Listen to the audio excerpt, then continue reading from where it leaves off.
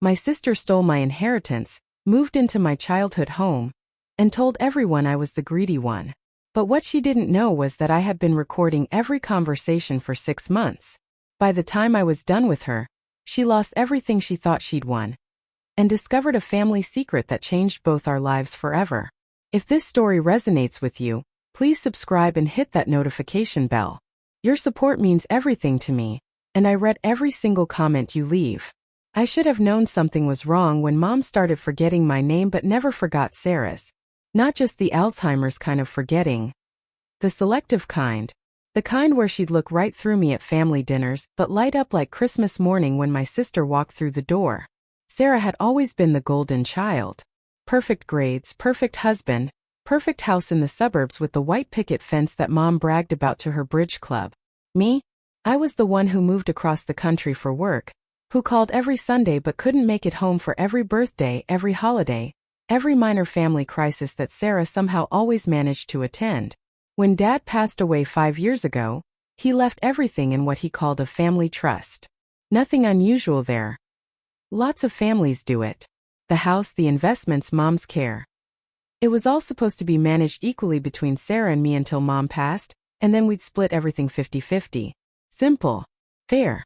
Or so I thought. The first red flag should have been when Sarah insisted on being the primary trustee.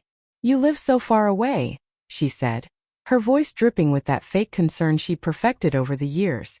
"It just makes sense for me to handle the day-to-day stuff."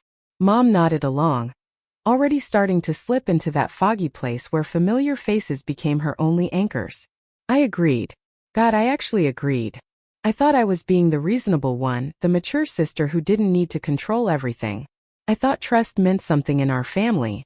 That was 3 years ago. 3 years of watching our family's legacy disappear one necessary expense at a time. It started small. Sarah would call with updates about Mom's care, always ending with some urgent financial need. New medications, physical therapy equipment, modifications to make the house safer. All legitimate expenses. At least they sounded legitimate. And always just urgent enough that there wasn't time for me to review the paperwork, to ask questions, to do anything but authorize another withdrawal from the trust. "Mom fell again," Sarah would say, her voice tight with manufactured stress.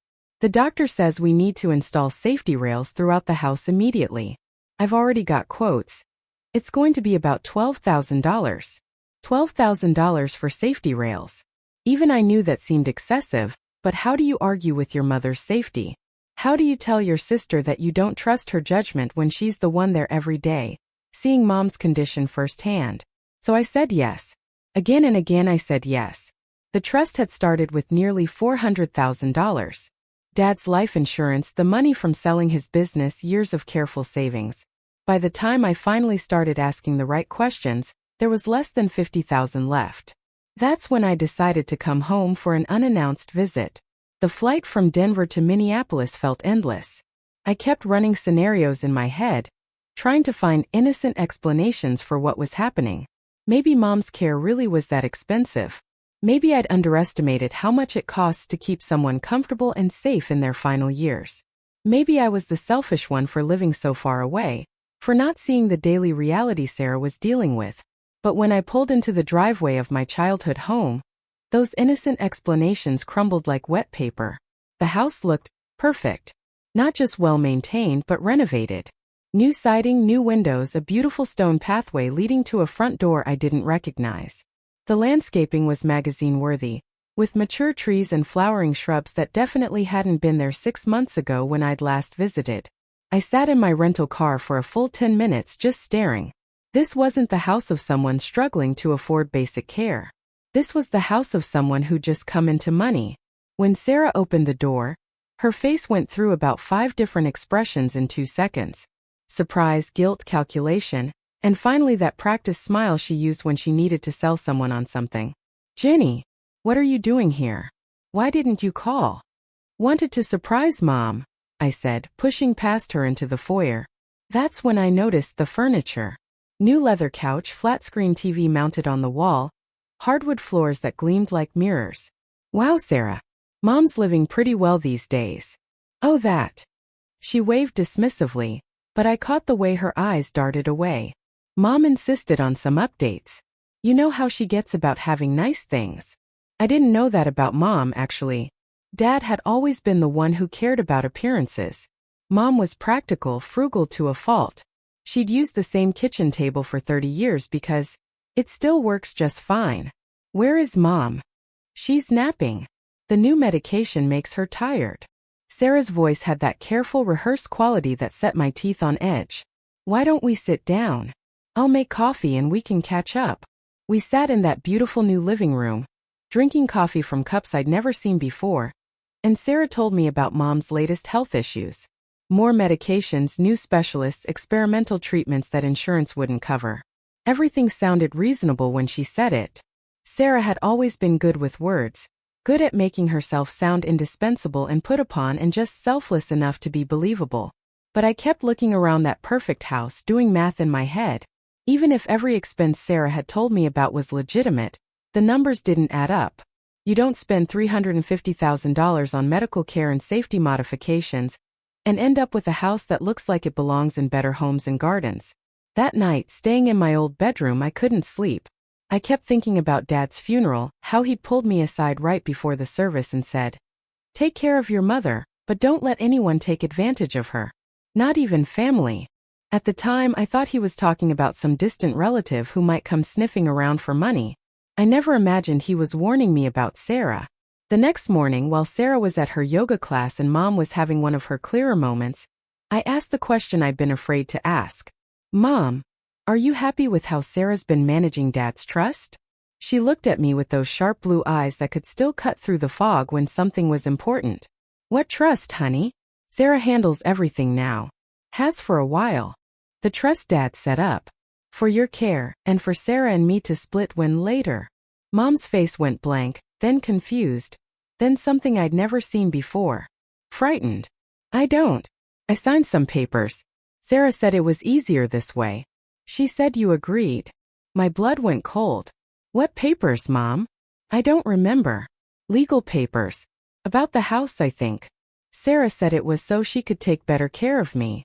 I spent the rest of that morning on my laptop, accessing what I could of the trust documents online, making phone calls to Dad's lawyer, slowly piecing together a picture that made me sick to my stomach. Sarah hadn't just been skimming money from the trust. She'd convinced Mom to transfer ownership of the house directly to her 6 months ago. The trust was essentially empty, stripped of all its assets under the guise of care expenses that mostly seemed to consist of home improvements and what looked suspiciously like cash withdrawals. But the worst part was discovering that Sarah had been forging my signatures on trust documents for over a year. When Sarah came home from yoga, glowing and relaxed in her expensive workout clothes, I was sitting at the kitchen table with a stack of papers spread out in front of me. "We need to talk," I said. The look that crossed her face wasn't surprise this time. It was the look of someone who'd been expecting this moment and had prepared for it. "I can explain everything," she said, setting down her designer water bottle and yoga mat. "Mom's care is expensive, Jenny. More expensive than you realize sitting out there in Denver living your life. Calling once a week like that's enough. Explain this." I held up a document with my forged signature. "Explain how I supposedly authorized the sale of Dad's boat when I didn't even know it had been sold." Sarah's composure cracked just a little around the edges. "You never responded to my emails about it." I waited 2 weeks. Mom needed the money for her physical therapy. "I never got any emails about a boat, Sarah. Because you never sent them. Your spam filter. Don't." My voice came out harder than I'd intended, harder than I'd ever spoken to my sister before. "Don't lie to me anymore. I've seen the bank records. I know about the house transfer. I know you've been forging my signature for months." For a moment, we just stared at each other across that kitchen table where we'd eaten thousands of meals as kids, where we'd done homework and fought over nothing and laughed until we couldn't breathe. Then Sarah did something I wasn't prepared for. She started crying. Not the fake tears she'd used to manipulate our parents when we were kids. Real tears, the kind that come from somewhere deep and desperate. "You don't understand," she whispered. "You don't understand what it's been like. Every day watching her forget a little more. Cleaning up her accidents, dealing with her confusion, her anger when she doesn't recognize me. Do you know what it's like to have your own mother look at you like you're a stranger? I felt something soften in my chest just a little, 'cause I didn't know what that was like. I'd been protected from the worst of Mom's decline by distance, by Sarah's willingness to handle everything. I know it's been hard, I said, but that doesn't justify. You get to remember her the way she was, Sarah continued, her voice breaking. When you call on Sundays, when you visit twice a year, she pulls herself together. She saves up her good moments for you. But I'm here for the bad ones. All of them. Sarah. And Richard left me. That stopped me cold. What? 3 months ago. He said he couldn't handle it anymore. Mom, the stress, the way I've been different. He said I'd become someone he didn't recognize. She wiped her nose with the back of her hand, suddenly looking younger than her 42 years.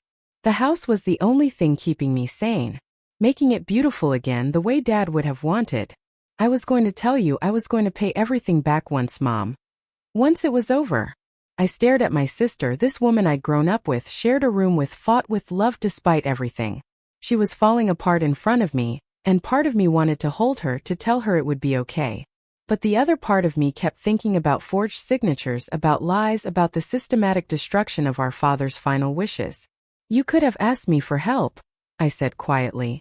If you were struggling, if Richard left, if you needed money, you could have asked. Could I? Her tears stopped as suddenly as they'd started, replaced by something bitter and familiar. When was the last time you offered to help with anything, Jenny?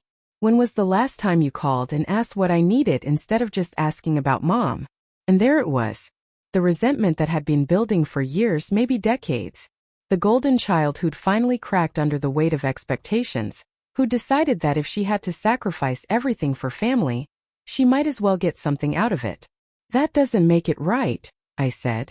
Nothing about this situation is right. Sarah stood up, suddenly composed again. But I'm the one who's been dealing with it. I'm the one who's been here. And if you want to involve lawyers and accountants and make this ugly, that's your choice. But think about what it'll do to Mom.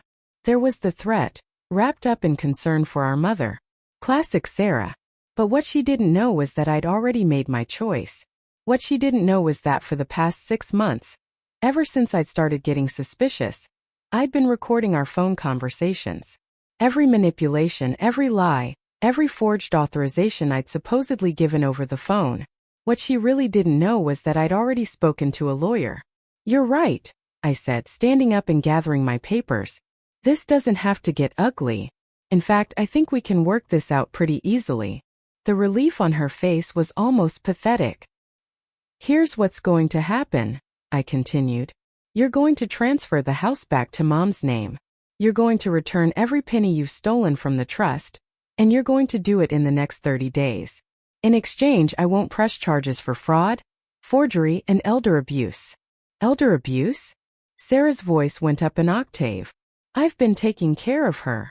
You've been manipulating a woman with dementia to sign legal documents she didn't understand. That's textbook elder abuse, Sarah. And I have recordings of you lying to me about trust expenses for months.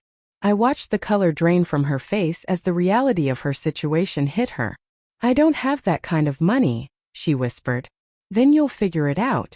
Sell the furniture, reverse the renovations, get a loan. I don't care how you do it, but you'll do it. Sarah sank back into her chair, looking older than I'd ever seen her. And if I can't? Then Mom spends her final years knowing that one of her daughters is in prison, and the other one lives with the guilt of putting her there. The silence stretched between us, heavy with 37 years of sisterhood and the weight of what we'd become. Finally, Sarah spoke. There's something else you should know. I waited. The trust. It wasn't the only thing Dad left. My blood went cold again. What do you mean? There's a safety deposit box. At First National. Dad told me about it right before he died, made me promise not to tell you unless something happened to Mom. What's in it? Sarah's laugh was bitter and broken. Letters. To both of us. And information about your biological parents. The world tilted sideways. My what? You're adopted, Jenny. You were 3 when they brought you home. They never told you because they wanted you to feel like you belonged, but Dad wanted you to know the truth eventually. I sat down hard, my legs suddenly unable to support me. Adopted. Everything I thought I knew about my family, my history, my place in the world. That's why, Sarah continued, her voice hollow. That's why you were always different. Why you could just leave and start over somewhere else. Why family never seemed to matter to you the way it mattered to me. Family mattered to me, I said, but my voice sounded far away, even to myself. Did it? Because I've been drowning for 3 years, Jenny. Drowning in responsibility and grief and guilt. And you've been living your perfect life in Denver. Calling once a week like that was enough. I stared at my sister, this woman who had raised me and betrayed me, and just shattered my understanding of everything I thought I was. Part of me wanted to hate her. Part of me wanted to understand her.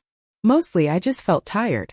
The trust money still needs to be returned, I said finally. Sarah nodded, tears starting again. I know. And you still committed fraud. I know. But we're family. Whatever that means now. Over the next month, Sarah somehow managed to return most of the money. Not all of it. Some had been spent on legitimate care expenses and some was just gone. But enough to ensure Mom could stay in her own home with proper care for whatever time she had left. The house went back to Mom's name. Sarah moved into a small apartment across town. She visits every day and slowly we're learning how to be sisters again. Different sisters than we were before, but sisters nonetheless. I kept the recordings and the evidence locked away. Insurance maybe. Or maybe just a reminder that trust, once broken, leaves scars that never fully heal. As for the safety deposit box, I haven't opened it yet. Some truths you have to be ready for. And I'm not sure I'm there yet. But someday when I'm strong enough to learn who I really am beyond the family that raised me and the sister who betrayed me, I'll walk into that bank and discover what my father wanted me to know. Until then, I call Mom every Sunday just like always. And sometimes in her clearer moments she tells me she loves me. Not because I'm her biological daughter, but because for 34 years, I've been her daughter in every way that matters. Family isn't just about blood. It's about choice and forgiveness, and the decision to keep loving someone, even when they've hurt you beyond repair. Even when that someone is yourself. If you've ever dealt with family betrayal or had to make impossible choices about forgiveness, share your story in the comments below. And don't forget to subscribe for more real-life stories that matter.